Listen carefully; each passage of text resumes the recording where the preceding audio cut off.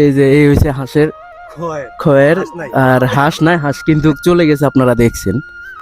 তবে হাঁস দেখাশোনা করার মানুষটা একটু ডিম নিয়ে গেছে, তো তাই এই জন্যে কিছুক্ষণ পরে কথা বলবো, বুঝছেন। আর ইনশাল্লাহ পরে দেখা হইবে। এই যে এই সেই ভাই হাঁস পালে, তাকে একটু কথা বলতে চাই। ভাই হাঁস পালন কতদিন? হাঁস পালি অনেক আগ থেকে, প্রায় 10 বছর। কত হাঁস হইব? হাঁস তো দেখলাম আমরা 550 বা 570 এরকম রইবে এখন। এরকম হইব।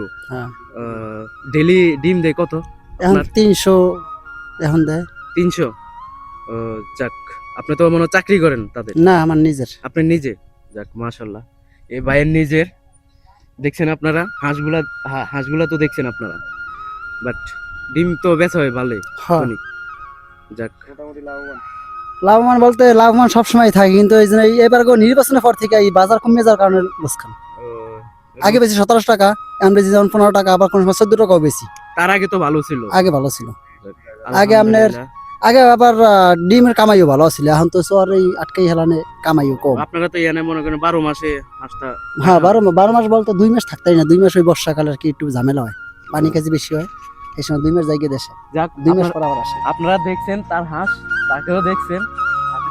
হাঁসের ডিম, হ্যাঁ, ডিম লাগলে নিয়েন। আপনারা হাঁসের ডিম লাগলে নিয়েন, হ্যাঁ। বুঝছেন? যারা হাঁসের ডিম লাগে, বুঝছেন। যাক আলহামদুলিল্লাহ। ভাই কষ্ট।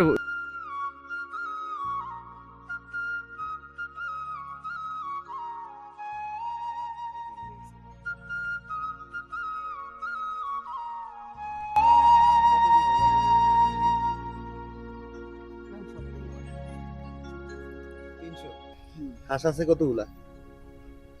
500 550